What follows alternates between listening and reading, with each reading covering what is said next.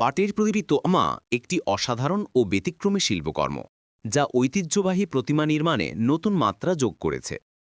এটি মূলত পরিবেশবান্ধব ইকো ফ্রেন্ডলি উদ্যোগ এবং বাংলাদেশের গুরুত্বপূর্ণ কৃষিজ সম্পদ পাট অর্থাৎ গোল্ডেন ফাইবারকে শিল্পকর্মে তুলে ধরার একটি প্রচেষ্টা।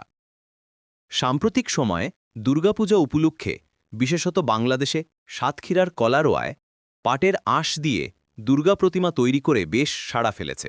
প্রাকৃতিক সোনালি আভা গোল্ডেন গ্লো প্রতিমাটিকে এক ঝলমলে ও দৃষ্টিনন্দন রূপ দেয়। অনেক ক্ষেত্রে খুব কম বা প্রায় কোনো রং ব্যবহার করা হয় না, যা পাটের সৌন্দর্যকে ফুটিয়ে তোলে। এই ধরনের উদ্যোগ বাংলাদেশের পাট শিল্প এবং কৃষকদের গুরুত্ব তুলে ধরে এবং পাটের বহুমুখী ব্যবহারের সম্ভাবনাকে প্রচার করে।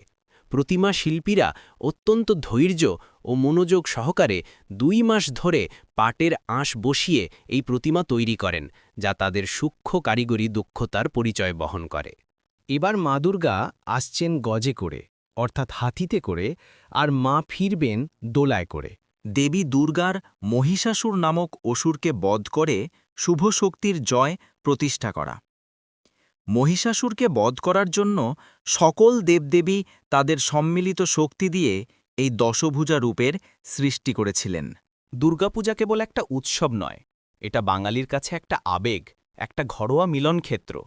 আমি আনন্দের সাথে আপনাদেরকে এই উৎসবে যোগ দেওয়ার জন্য আন্তরিক আমন্ত্রণ জানাচ্ছি।